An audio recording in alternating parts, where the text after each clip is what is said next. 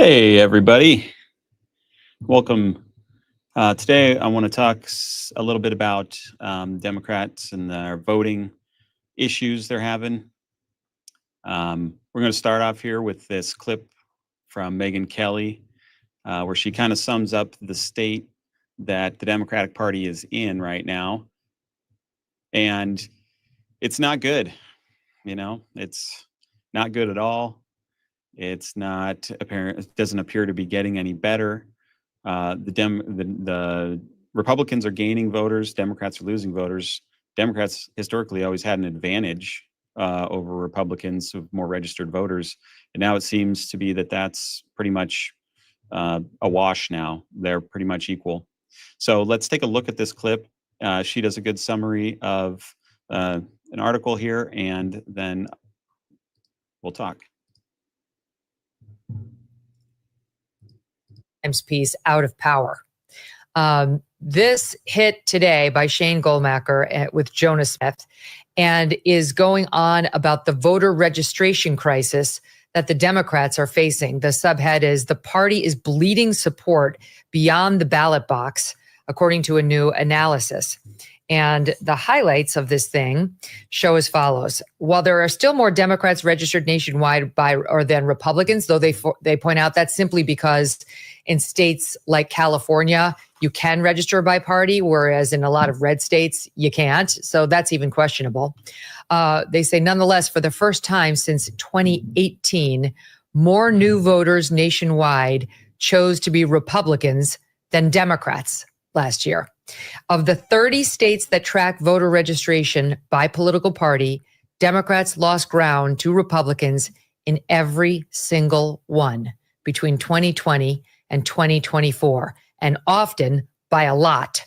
That 4-year swing toward the Republicans adds up to 4.5 million voters, a deep political hole that could take years for Democrats to climb out from.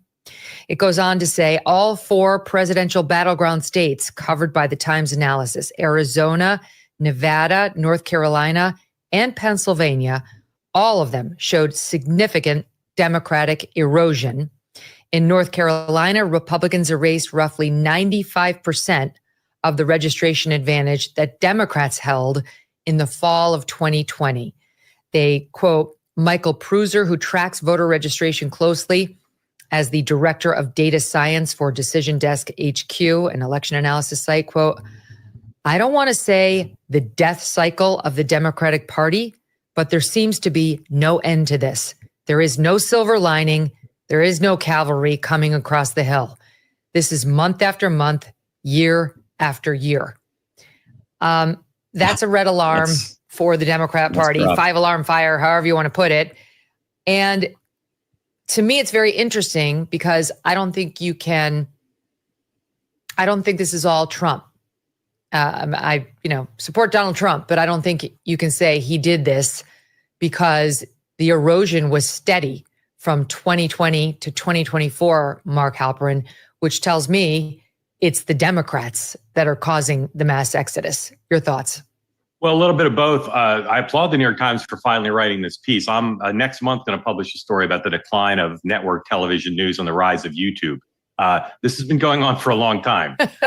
This is not some breaking news. We were talking about it on Two-Way last fall because the numbers were there. I think that it's partly the Democrats' woke weakness. It's partly Trump. But part of why this happened and why it's continued to happen is the Democrats and their allies in the media live in a blue bubble. This alarm should have been pulled, as my joke suggested, years ago, because it's been happening right before everybody's eyes. But because the press doesn't like to write negative stories about the Democrats, it's only now that they're saying, well, we better confront this because nothing really is being done to address it. As the story says, they don't really have a plan to fix it. Part of this is mechanics. Allies of President Trump were extremely professional and skillful using technology and blood, sweat, and tears to re-register people, get people registered. But part of it is not the mechanics. It's the reality that the Republican brand, partly Trump, has risen with groups that previously were Democratic-leaning groups like younger people, young Black men, young Hispanic men. But part of it is the Democratic brand, coupled with their lack of the mechanics, has really accelerated a trend that is, as the story says, it's not over. and the Democrats currently don't have a circuit breaker. Yeah, exactly. This shouldn't come as a surprise really to anybody.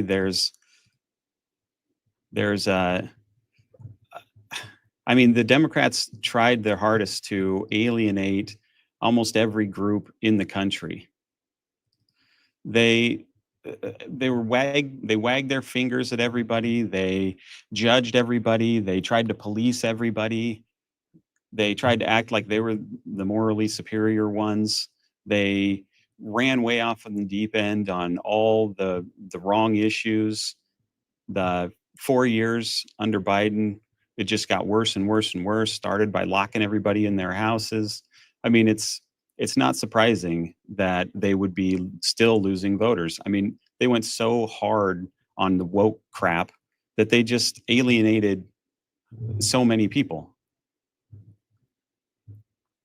And so, I mean, this is really astonishing how badly the Democrats have screwed up. So, like Megyn was saying, every single state that tracks voter registration, which there are 30, in every single state, the Democrats have lost voters and the Republicans have gained voters. And when you add it all up, Democrats have lost about 2.1 million and Republicans gained 2.4 million. So that's a net swing of 5 million votes. That's huge.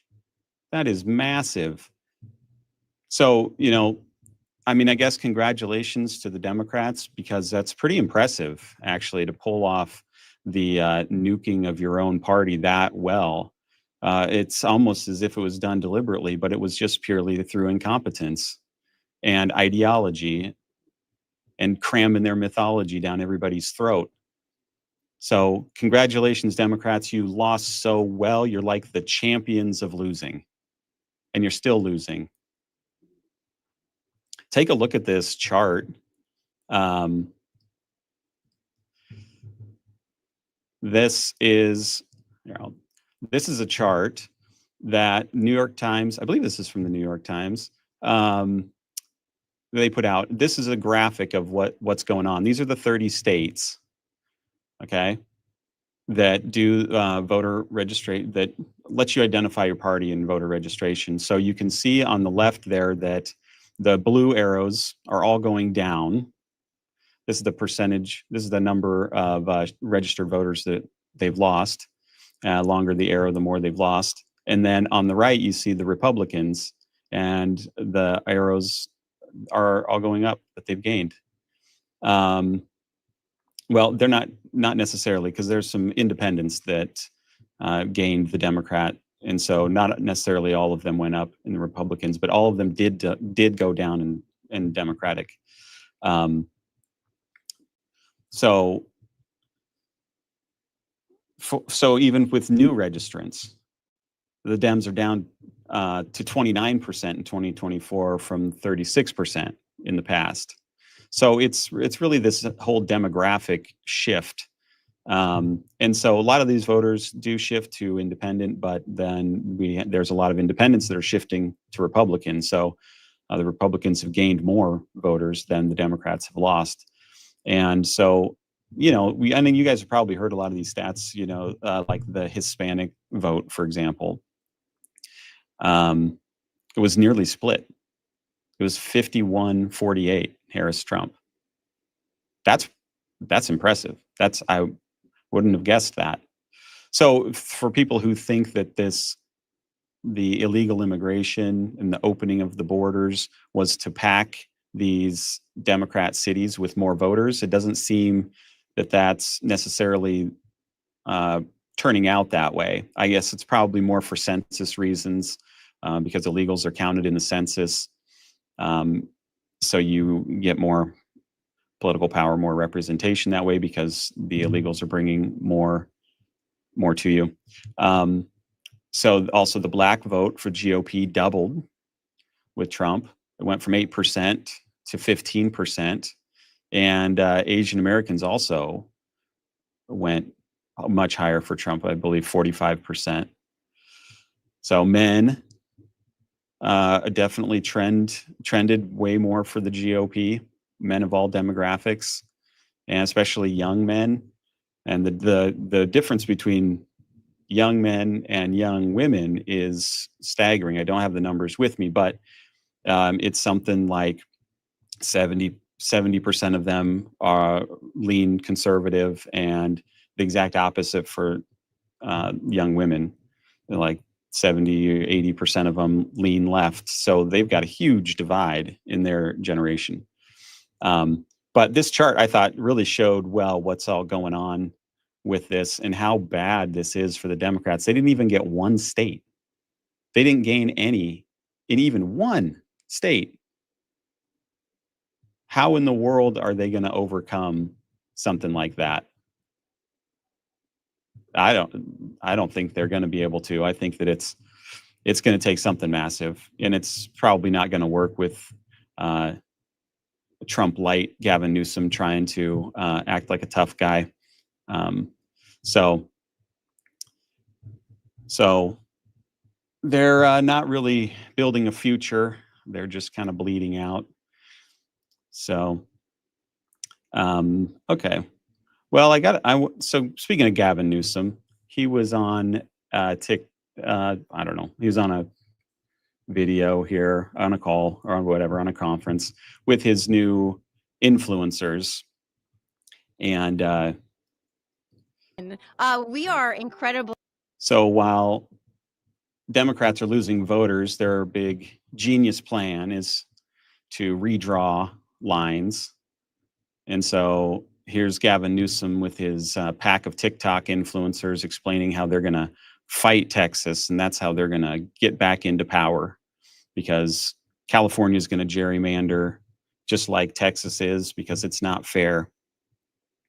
The funny thing is that California is already so redistricted and gerrymandered. There really isn't much for them, or for any blue states for that matter. If they all wanted to do it, it wouldn't really work out. But let's take a look at what tough guy Newsom, Trump wannabe, has to say. We are incredibly honored to be joined on the Siren Podcast by the governor of California, Governor Gavin Newsom. Welcome to the Siren Podcast. Thank you for having me. I appreciate it. I mean, you're making some news. You're a very busy man. So let's just jump right on in. Can you please explain to our audience, what you're doing in the state of California regarding the potential redistricting of your congressional maps, and why this may be something you have to do? Well, we're fighting fire with fire. We don't want to do this. But to your point, your question rather, we have to do it at peril of being judged, not only not to have lived, but to be judged. What choice does he watching democracy slip from right out underneath us. The reality is, it's not just Texas that Donald Trump believes he's entitled to 5 congressional seats. He has sent his vice president to Indiana. He's making the case not just to what's going on up in Ohio, but Florida, Missouri, and other states. I imagine it's just the beginning. What, as we speak, is occurring in real time in Texas. And so my mindset, our mindset here in California, is one of accountability, responsibility. We have agency. We're not bystanders. We can shape the future. And by taking some responsibility and moving assertively, as we have with the California legislature that just yesterday introduced a special election, a constitutional amendment that will in essence nullify the 5 votes that they claim to be picking up in Texas, by asking the voters in a transparent and temporary way to make a determination for themselves to change our maps mid-decade in response to what occurred in Texas on November 4th. So I don't know how anybody can really stand Gavin Newsom. He seems like such a phony. It feels like he's just playing a part. Like there's not really any depth to what he believes or what he thinks or who he is as a person. He just comes across as kind of smarmy and shallow, superficial, image based on, concerned only with his image, not really with ideas or results. It doesn't seem like he's done that great of a job as governor, but now he's sort of in the forefront of the Democratic presidential candidates. And, I wouldn't be surprised if he get it. He seems like just a kind of a dope that would not really inspire people to follow him all that much. But, he's talking about gerrymandering California more, and they could pick up 5 seats to offset the 5 seats of Texas. And that may be true. In a gigantic populous state like California, you would think that maybe they'd be able to pick up some more, but they can't, because they've already rigged the map so much that there's no coming back. They've been doing this for years, and the Republicans have been behind on this. Although morons like Newsom try to spin it as if this is a GOP, this is a Republican thing, that they're all about cheating and gerrymandering. They obviously they do it too, but haven't done it to the extent that these blue states have done it. So the Brennan Center has done a study on this, and they have concluded that there's probably about a 16-seat GOP advantage if we got into a gerrymandering war. And so tough guy Newsom here, acting like he's saving democracy. Why are the Democrats saying this crap all the time? Oh, we're saving democracy, whatever. So dumb.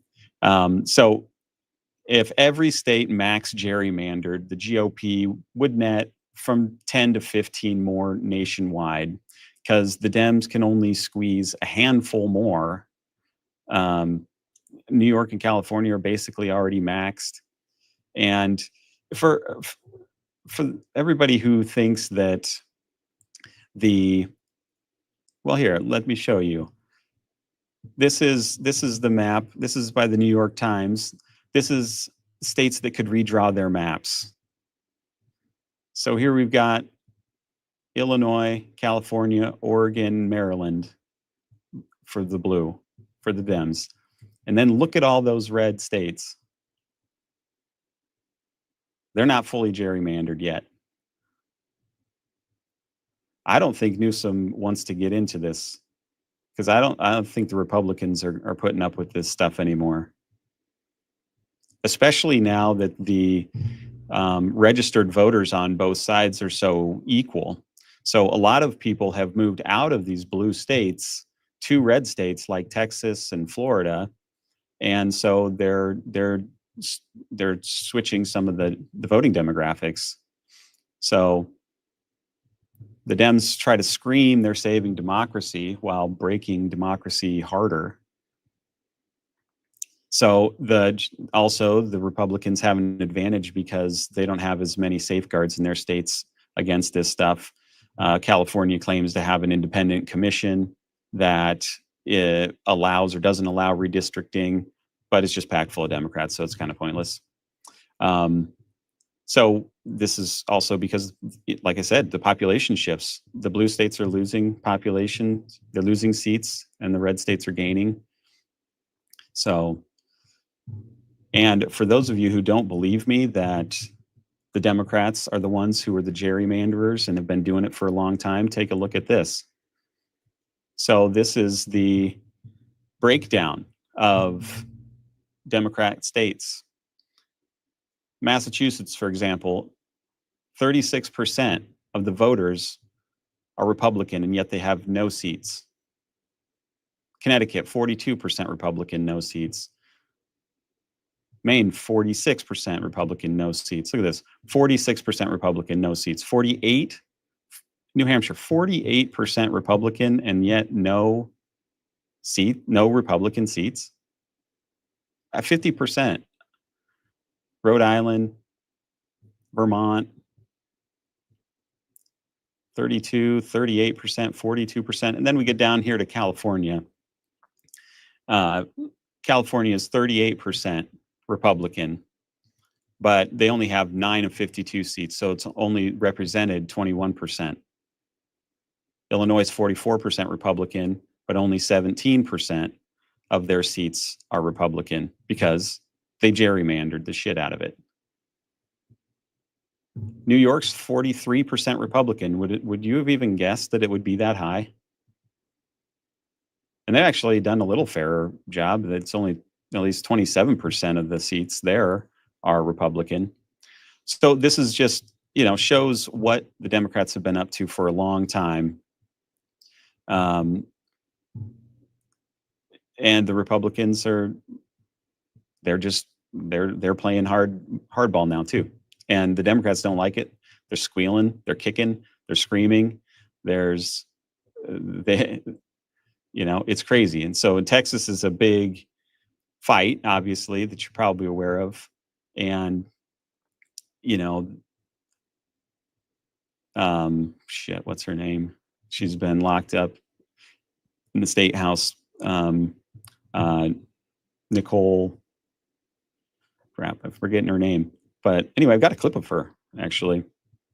Let's take a look at this, because the Democrats are just all kinds of pissed off about what's going on in Texas, as they should be, and as the Republicans would be if the opposite was happening. This is what politics is. It's a battle, it's a war, it's a fight, and this is how it goes. Chairman, are you aware that during slavery, blacks fled? Are you aware that during the slavery times, blacks fled? They ran. So she was locked in the state house, what they call it, legislature, where the legislature meets, because she wasn't allowed to leave. They threatened to arrest her if she did, so she stayed there overnight. And now she's addressing the Speaker of the House. Chairman, are you aware that during slavery, blacks fled? Are you aware that during the slavery times, blacks fled? They ran away. I can't hear you very well. Are you aware that when there was slavery times, blacks fled? During the Nazi times, Jewish people fled. They fled their oppressor.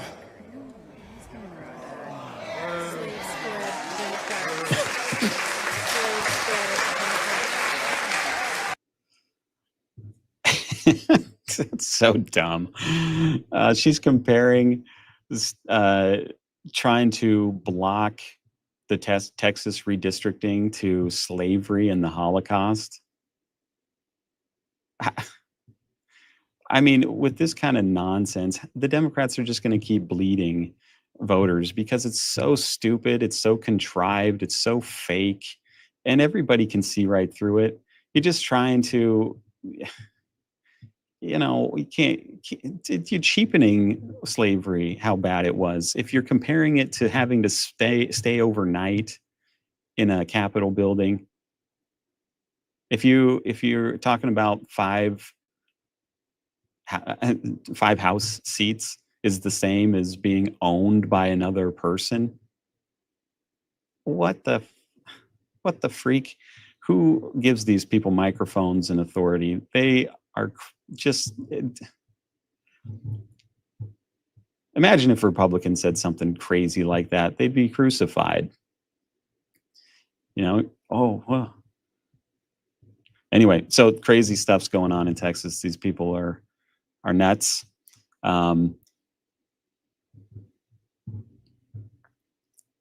There's this guy who's a tough guy. So while Newsom's playing map maker, we've got the fringe left out here calling for violence, as they do. The left are the violent ones. The right's not nearly as violent as the left. I mean, look at BLM and all this nonsense, Antifa. They're killing, they're murdering, they're burning stuff down. They're constantly talking about violence online and, go in there and, kill this guy, kill that guy. We need to take back whatever. So let's take a listen to this moron.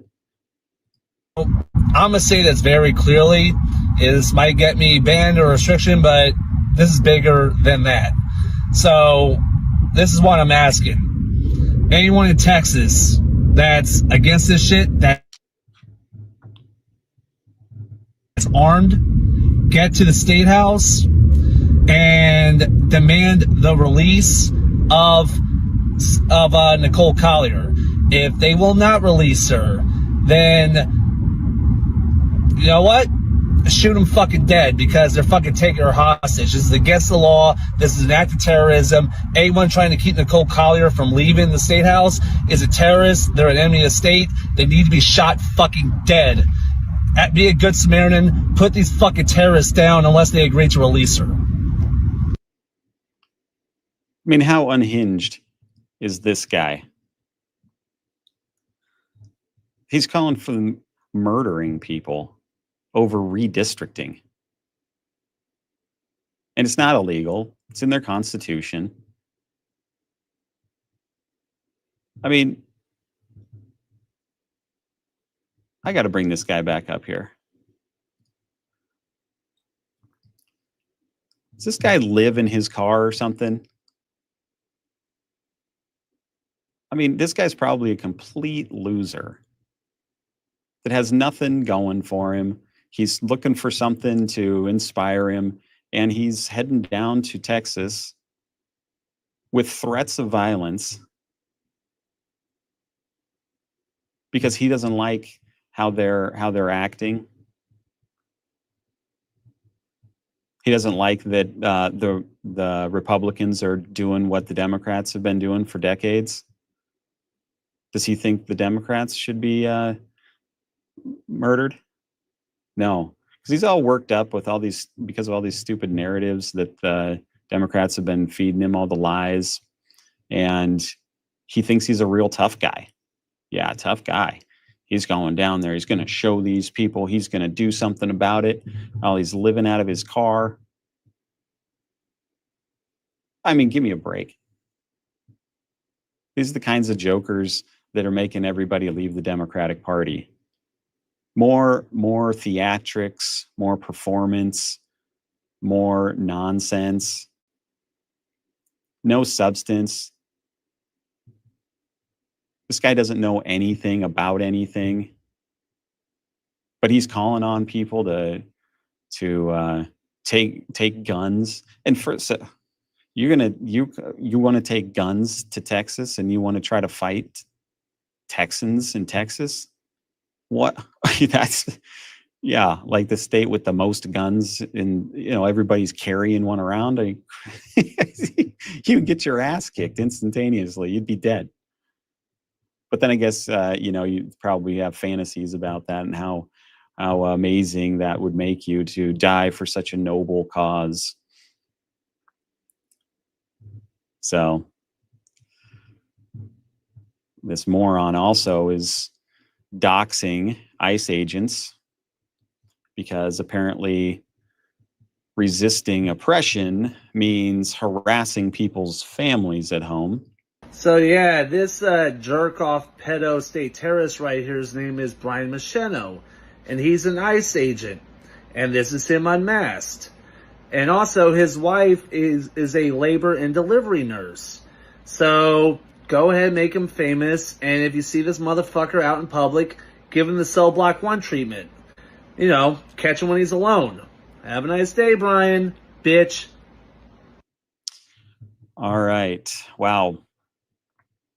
So moron here is calling for violence against this ICE agent, even calling out his wife's job. And what is this? Is not going to do anything, of course, but it goes to show just the lunacy that's going on. People with their fake outrage that are getting fake whipped up by fake media narratives that these guys are, the Gestapo, and they're like Nazis and all this stupid nonsense. So you get people who are low IQ like this, who don't have any thoughts of their own, and they just latch onto it and they start threatening violence against people who haven't done anything to them. And then he gets to pat himself on the back, thinking, "Oh, look at me standing up for the innocent, illegal immigrant. Because I love people, I care about people, I'm going to protect them." It's just so stupid. It's not real. When they can't win in Congress, they throw a tantrum, they throw a fit, they get all mad, they've got no self-control.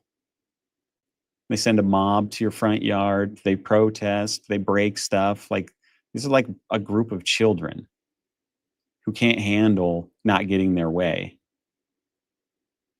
It's not activism, it's harassment. It's mob justice. It's got to stop.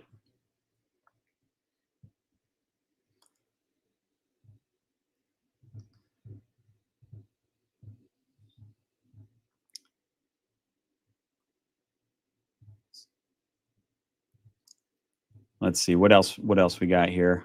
And Let's take a look at despair, this. and that's what they're doing in Washington. So I don't really care about to go to a national capital that's not in. Okay, so this is Scott Jennings talking about the Washington, D.C. stuff. And a bunch of people have, there's lots of videos of people thanking Trump and talking about how much better the city is as a result. And there was stats that, carjackings are down 83% since Trump brought in the National Guard. And yet there's people who claim that it's not gotten any better and that it's gotten worse and that there's too many police and that it's racist and all this kind of stuff.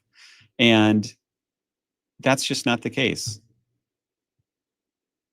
To a national capital that's not in disgrace and despair, and that's what they're doing in Washington. So I don't really care about what they think, truthfully. Let me let Valencia, because she actually lives in D.C. Well, in the D.C. area. Let's put it that way. Yeah, listen, I live in the DMV area. I am from the area, and listen, you can talk about the numbers that you all have reported on, that crime has gone down over the years. And yes, there are people who have felt individual instances. But the bigger issue that a lot of folks are talking about in D.C. is this over-policing of black communities, black and brown communities. And we're seeing this as part of a bigger picture of what the Trump administration is doing across the country. And so it's actually not making people feel safer. There are a lot of people who are staying home. The restaurants are feeling it, and people are really concerned. And so I actually disagree with the statement that people don't know what they need when the city has actually come together and started voting people in office to help bring crime down. This lady, that's so stupid. You know why they're going into the black areas? Because that's where the crime is. That's a vast, vast majority of where the crime is. It's not racist. And the innocent people in those communities are happy about it because they don't want to live in a war zone where their car's getting stolen. They're not doing anything wrong. Why do you want to punish the black people who are not criminals by letting these stupid criminals terrorize and harass everybody that's there? It's a small portion of the people commit almost all the problems in these areas. And this is not helpful. Over-policing. Oh, well, because it's over-criminal. There's too much crime. It's crazy. And the people are sick of it. There's tons of videos of these people praising Trump. Thank you for cleaning up our city. We've wanted this for so long and nobody's done anything about it. You know why? Because Democrats are in control of the city and they don't dislike crime. For some reason, they have some weird love affair with criminals and crime. They let it go. They decriminalize things so that people are more incentivized to commit crimes. And then you get morons like this talking on TV about how somehow this is a bad thing because they've got leaders that are bringing crime down. No, they don't. No, they don't. They have leaders who redefine what the crimes are so that they artificially make the stats go down. That's what really happens. Because they're a bunch of shady, self-absorbed, incompetent fools who try, instead of actually doing the work to create the real results, want to artificially create results that look good because they're incompetent morons, can't do their jobs. DC could have taken care of this problem themselves. All these cities that have high crime rates could take care of these problems. They're super rich. They have tons of money. They could easily employ more officers. They could do all kinds of things, but they're reluctant to. And it makes me wonder why. I don't know. I mean, it's a conspiracy theorist could say that it's all deliberate, that they actually, the white elitist liberals are actually trying to destroy the black community or something by not allowing and not wanting to go in there and police it and protect the vast, vast majority of people who live in these areas who are not criminals and just want to go about their lives and not have to worry about getting shot on their way to the store. And that's something that your city should do for you. You shouldn't feel like you're going to get killed going to a movie. But these lawmakers, by far Democrat, don't care. They just simply don't care. They don't do anything about it. It increases. They squeal about some other unrelated topic and try to blame it on that. No, it's not. It's incompetent leadership is what it is. And everybody knows it. And that's why everybody's leaving the Democratic Party, because there's a bunch of incompetent leaders who are buffoons who just make shit up and lie. And you can't, they're just dishonest. And then they get outraged like this lady when somebody tries to come along and actually clean up their mess. And she screams racism.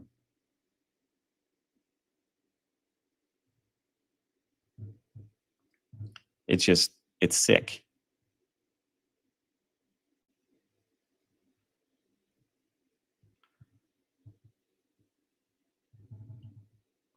Let's take a look at another video here. Now, this is to close out here.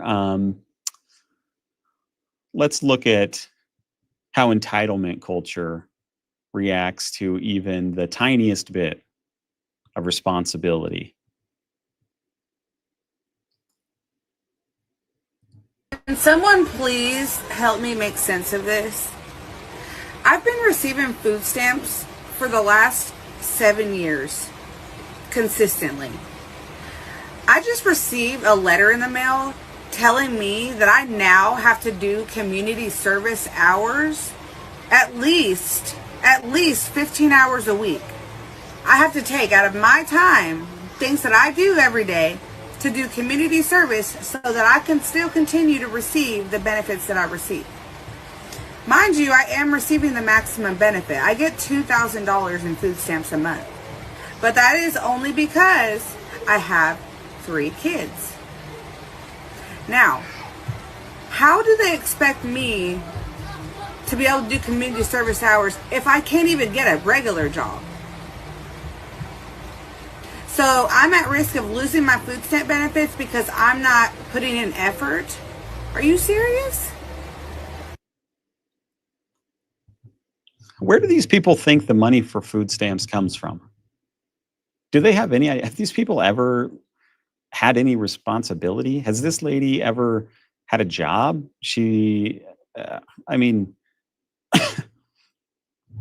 Well, you shouldn't be expected to do anything. 15 hours of community service. Well, let's figure this out, actually. So she said she gets $2,000 a month. That's a lot.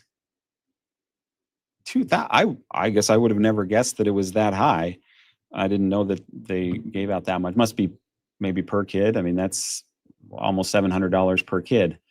So let's figure this out. Okay, so if she gets $2,000 a month, which that's a lot of food. 12 months, divide that by 52 weeks. So she gets 461 a week. Divide that by 15 hours of community service. She's getting paid $30.77 an hour to go volunteer. That's pretty good pay.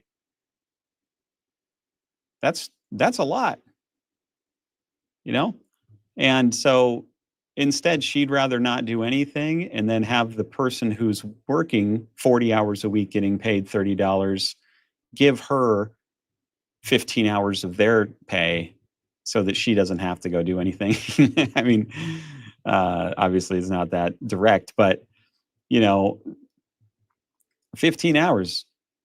The rest of us are out here working. Why don't you have to? Why don't you have to?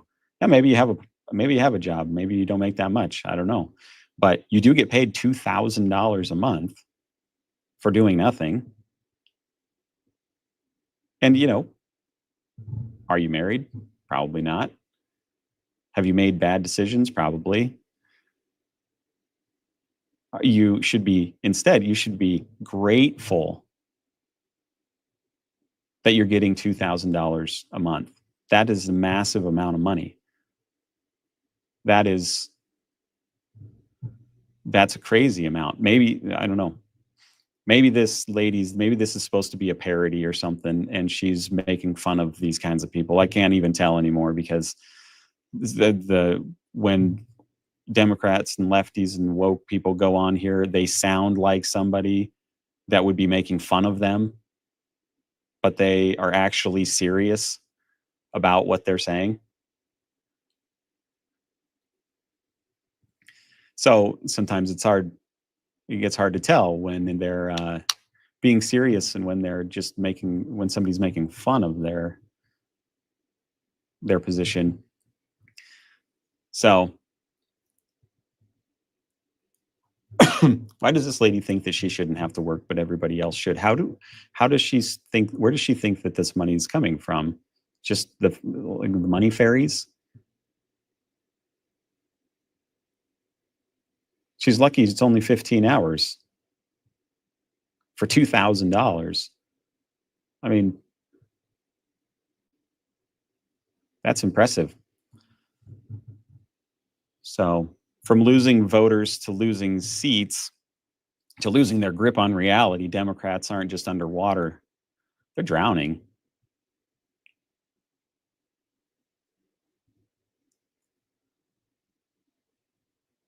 Let's take a look at some of these comments here. Bunch of nonsense, just a bunch of nonsense, bunch of moron libs spamming. Just lies. Nobody gets $2,000 a month. Maybe you could be right. I don't know. I mean, I know that's a lot of money. I don't think her kids probably each eat $700 a month in food. That would be quite a bit. Alaska, Lisa Stewart says Alaska has some of the highest food stamp benefits in the country, and people only get about $300 per person per month. I'd like to see somebody try to eat on $10 a month and gas to drive in. $10 a day. Yeah, well, I mean, that sounds more realistic to me as well. $300 per person. But I have seen other videos of people saying really high amounts like this. But it's a lot of times they'll have like 6 kids. So maybe that's why.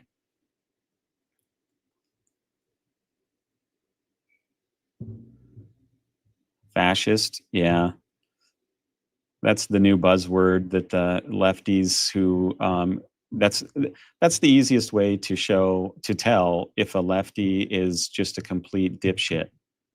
If they say fascist, if they say Hitler, if they say Nazi, then you know that they're just a moron who probably has an 80 IQ. And what are you going to do? There's nothing you can do about it. You just pat them on the head and you say, okay, child, you can go on your way now. Have fun living in your delusional little fantasy world. So That's, you know, it's gotten so old and so tired that it doesn't really affect it. Nobody cares. Go ahead, say whatever.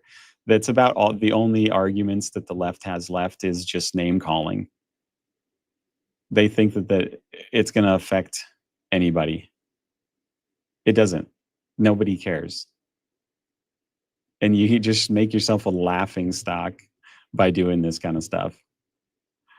I never called Democrats communists and socialists. When did I say that? You're a moron. You just make shit up. So that's what the real psychos on the left do. They just make up their own reality. They just make it up. Hey, if I want this thing to be true, then it's true because I feel like it's true. You know, oh yeah, a guy who dresses like a woman is a woman. Why? Because, well, I want it to be that way. So that's what's going to be reality now. It's the dumbest shit. And you people like you're the reason everybody's leaving the Democrat Party, because they can't stand you people anymore. And they shouldn't. Good riddance. Let you guys have the Democratic Party and keep destroying it the way you have been, and then you'll be crying for the next 2 decades.